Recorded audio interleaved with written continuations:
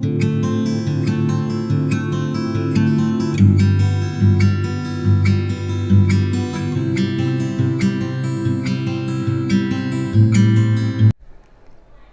everyone, I am Deepak Sawant. Welcome you to my channel toppers biology. बच्चों, toppers biology में आज हम पढ़ने वाले हैं स्टैंडर्ड 11th. चैप्टर है हमारा photosynthesis in higher plants. It is very important topic for your NEET exam. Even आपकी जो स्कूल की एग्जाम है उसके लिए भी ये टॉपिक काफ़ी इंपॉर्टेंट है. आज का ये जो टॉपिक है हमारा फोटोसिंथेसिस इन हायर प्लांट, तो इसमें आज हम क्या पढ़ेंगे, तो आज जिसे हम पढ़ने वाले हैं व्हाट इज फोटोसिंथेसिस. फोटोसिंथेसिस क्या होता है उसके बारे में आज हम बात करेंगे. दूसरा कि साइट ऑफ फोटोसिंथेसिस मीन्स के where does photosynthesis occurs in green plant, उसके बारे में आज हम बात करेंगे. तो बेटा चैप्टर को हम स्टार्ट करते हैं. तो सबसे पहले हम देखते हैं कि जितने भी लिविंग ऑर्गेनिज्म है, चाहे यूनिसेल्युलर हो, चाहे मल्टीसेल्युलर हो, चाहे वो प्लांट हो, चाहे एनिमल्स हो, मतलब आपके आजू बाजू जो भी एनिमल्स है, जैसे डॉग हो गया, काऊ हो गया, बफेल हो गया, या तो आपके घर के आसपास जो भी प्लांट है, इन सब को अपनी लाइफ एक्टिविटीज को परफॉर्म करने के लिए एनर्जी की रिक्वायरमेंट होती है. जिसे बेटा हम एग्जांपल लेते हैं हमारा कि we all are human beings, तो we require energy to perform our daily different life activities. जैसे एग्जांपल ले लो कि आप पढ़ने बैठते हो, अभी जैसे आप पढ़ रहे हो, तो पढ़ने के लिए भी आपको एनर्जी की रिक्वायरमेंट होती है. आप कोई काम करते हो, जैसे आपकी मम्मी किचन में काम कर रही है, तो आपकी मम्मी को भी ये किचन में जो अलग अलग एक्टिविटी करती है, जैसे खाना पका रही है मम्मी, या और कोई किचन में काम कर रही है, तो उसके लिए भी उनको एनर्जी की रिक्वायरमेंट होती है. जैसे पापा ऑफिस में जाके काम करते हैं, तो उसके लिए भी एनर्जी की रिक्वायरमेंट होती है. मीन्स कि every living organism required energy to perform different life activities. हमने देखा ना कि कोई भी एनिमल हो, कोई भी ऑर्गेनिज्म हो, प्लांट हो या एनिमल हो, सबको एनर्जी की रिक्वायरमेंट होती है. दूसरा बेटा देखो कि ये सारे जो लिविंग ऑर्गेनिज्म है जिनको एनर्जी की रिक्वायरमेंट है अपनी अलग अलग लाइफ एक्टिविटीज को करने के लिए, जैसे जो हमारे में डेवलपमेंट होता है, हमारे में जो ग्रोथ होता है, उसके लिए भी एनर्जी की रिक्वायरमेंट होती है. तो एवरी लिविंग ऑर्गेनिज्म डायरेक्टली और indirectly depends on sun for their energy, means के सोर्स ऑफ एनर्जी.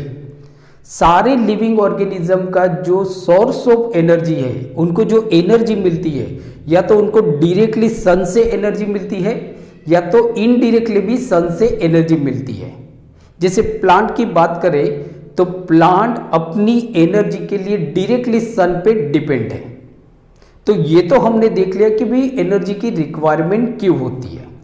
अब जैसे हम बात करते हैं कि जो ऑर्गेनिज्म होते हैं बेटा, तो ये दो तरह के ऑर्गेनिज्म होते हैं. एक वो ऑर्गेनिज्म होते हैं जो अपना खाना खुद बनाते हैं, मीन्स कि वो किसी दूसरे ऑर्गेनिज्म पे डिपेंड नहीं है फॉर देयर न्यूट्रिशन, उनको हम बोलते हैं ऑटोट्रॉफ्स. जैसे एग्जांपल हो गया all green plants and some bacterias, they are autotrophs. दूसरे जो ऑर्गेनिज्म है other than plants and some bacteria, जो फोटोसिंथेसिस करते हैं ऑटोट्रॉफ से, उनके अलावा जो सारे लिविंग ऑर्गेनिज्म है दे डिपेंड्स, प्लांट पे वो लोग डिपेंड है या दूसरे कोई एनिमल्स पे डिपेंड है उनके न्यूट्रिशन के लिए, जिनको हम बोलते हैं, मतलब इस तरह का जो मोड ऑफ न्यूट्रिशन हो गया बेटा, इसको हम बोलते हैं हिटेरोट्रॉफ्स.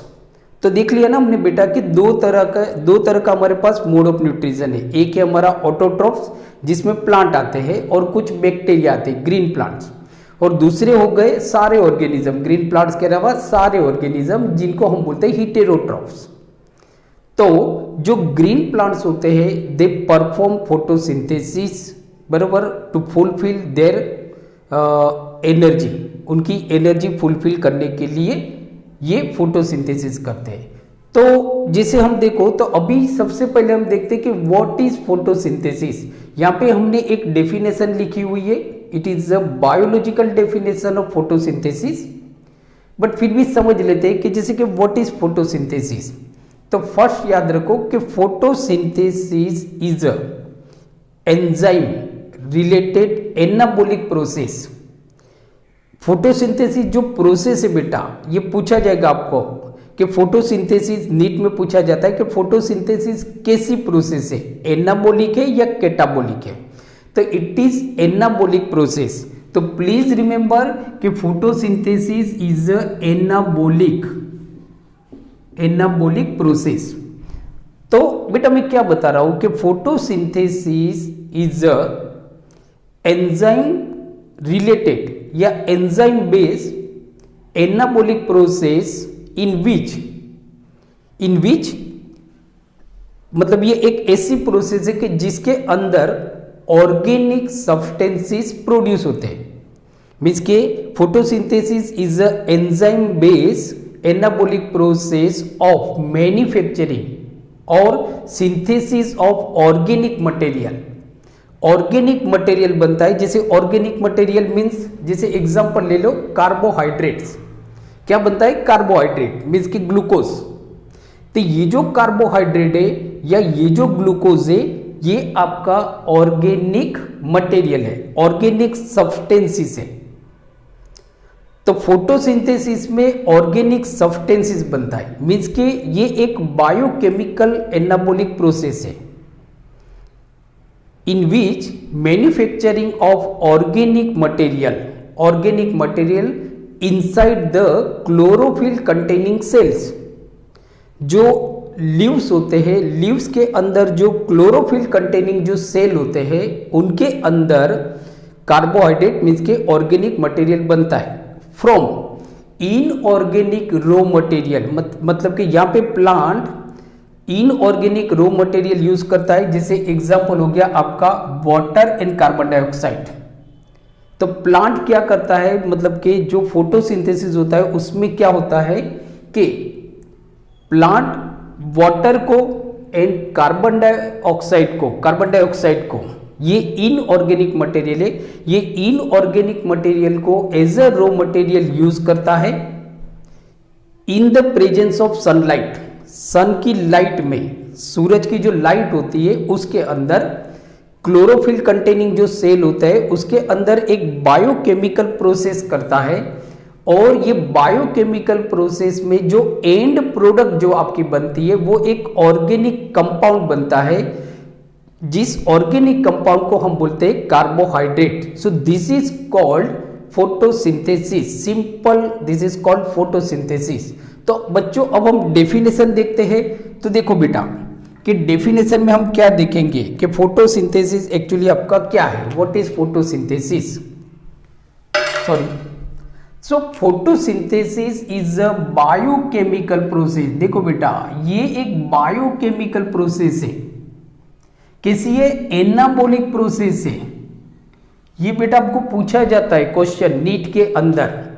It is biochemical process means के anabolic process in which organic compound, देखो क्या बन रहा है, ऑर्गेनिक कंपाउंड बन रहा है। कौन सा है ऑर्गेनिक कंपाउंड? कार्बोहाइड्रेट सिंथेसाइज होता है। किसमें से सिंथेसाइज होता है कि कुछ रॉ मटेरियल होते हैं, इनऑर्गेनिक रॉ मटेरियल, जैसे कि वाटर हो गया आपका एंड कार्बन डाइऑक्साइड हो गया। इसको यूज करके इन द प्रेजेंस ऑफ सनलाइट जो प्लांट है वो फोटोसिंथेसिस करते हैं, और इसमें जो बाय प्रोडक्ट बनता है वो होता है ऑक्सीजन। तो ये ऑक्सीजन इवोल्व होता है एयर के अंदर, एटमॉस्फेयर में, जो हम ले लेते हैं। तो बेटा ये आपकी डेफिनेशन हो गई photosynthesis. Again I repeat the definition, photosynthesis is a biochemical anabolic process. Biochemical, अगर और डिटेल में अगर हम देखते हैं तो हम ऐसा बोल सकते हैं कि photosynthesis is a enzyme based biochemical anabolic process of synthesis of organic compound like carbohydrate inside the chlorophyll containing cells, inside the chlorophyll containing cell using, बराबर, जहां पे यूज करता है by using carbon dioxide or water as a raw material in the presence of sunlight. So this is called photosynthesis, इसको हम बोलते हैं बेटा फोटोसिंथेसिस। अब देखो ये हमारा फोटोसिंथेसिस का इक्वेशन है, it is very important equation for your NEET exam. आपकी नीट की एग्जाम के लिए ये इक्वेशन बहुत जरूरी है। तो यहाँ पे क्या होता है कि प्लांट 6 मॉलिक्यूल लेता है एटमॉस्फेयर में से और 12 मॉलिक्यूल वाटर इसके साथ कंबाइन होता है in the presence of sunlight, means के सनलाइट, क्लोरोफिल,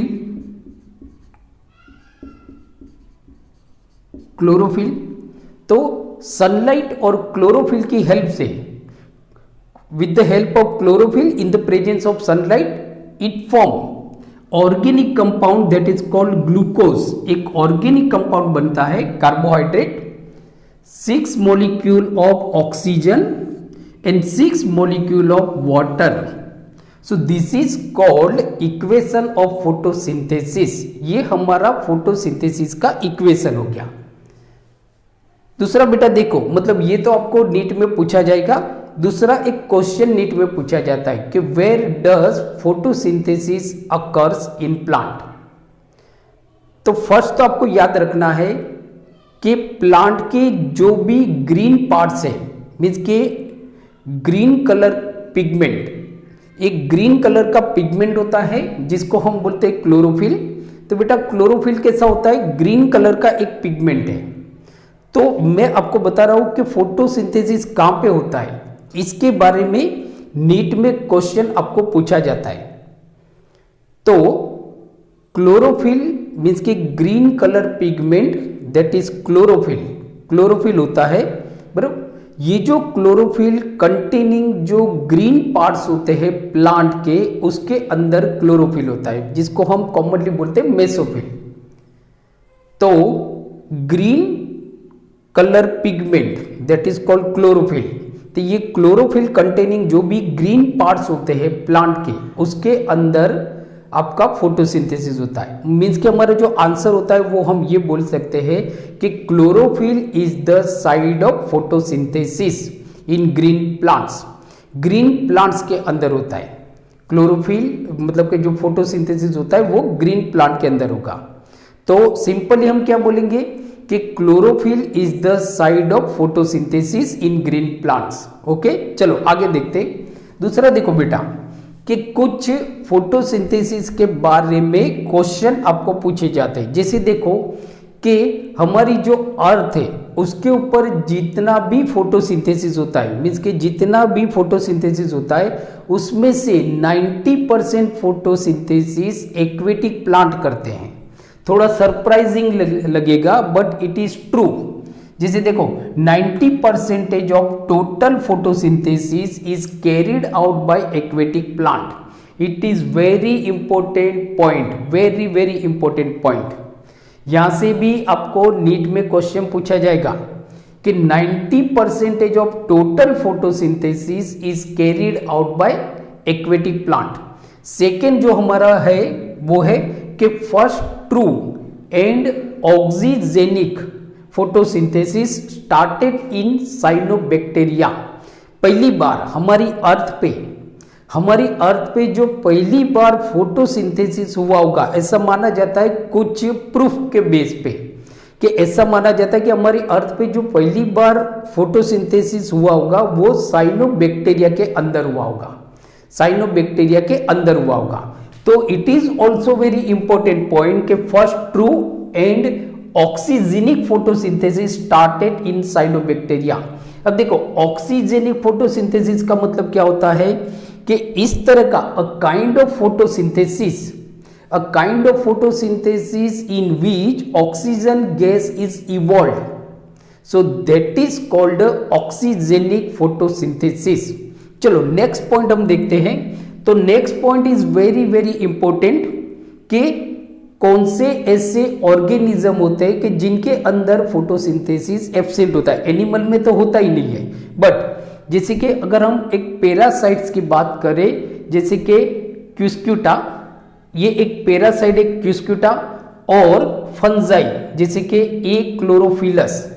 तो बेटा ये क्वेश्चन काफी बार नीट में पूछा गया है कि ए क्लोरोफिलस मीन्स कि ये ऐसा फंजाई है जिसके अंदर क्लोरोफिल नहीं होता है, इनके अंदर फोटोसिंथेसिस एब्सेंट होता है। फोटोसिंथेसिस क्या होता है? एब्सेंट होता है।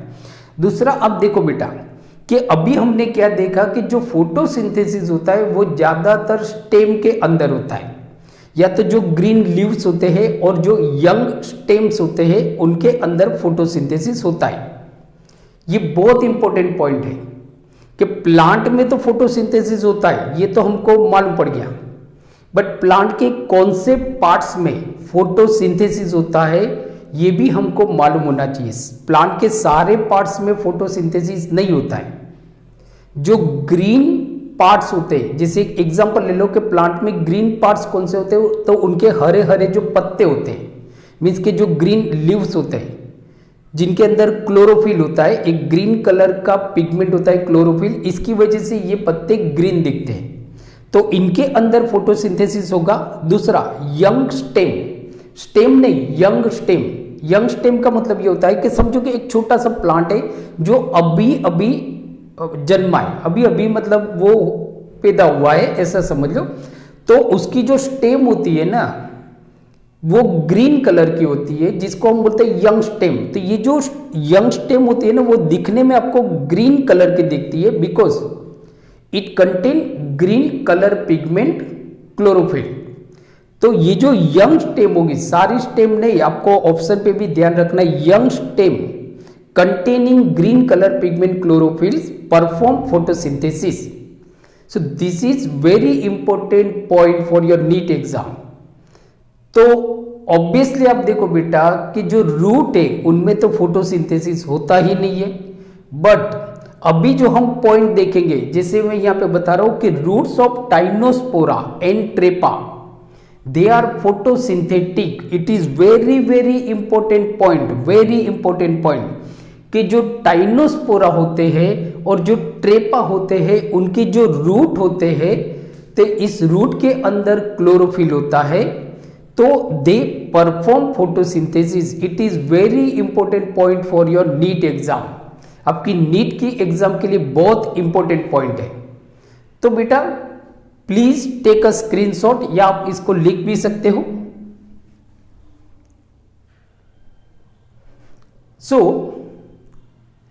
बेटा आज हमने देखा standard 11th chapter photosynthesis in higher plants. इसमें हमने फोटोसिंथेसिस के बारे में बात की। सो आई होप आज का वीडियो लेक्चर आपको अच्छा लगा होगा।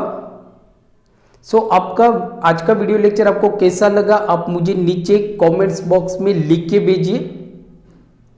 अगर आज का वीडियो लेक्चर आपको अच्छा लगा तो प्लीज इसको लाइक कीजिए और शेयर कीजिए, और अगर आप मेरी चैनल टॉपर्स बायोलॉजी पे नए हो तो please subscribe my channel toppers biology, और टॉपर्स बायोलॉजी के साथ जुड़ते रहिए और पढ़ते रहिए और अपना ख्याल रखिए। Thank you.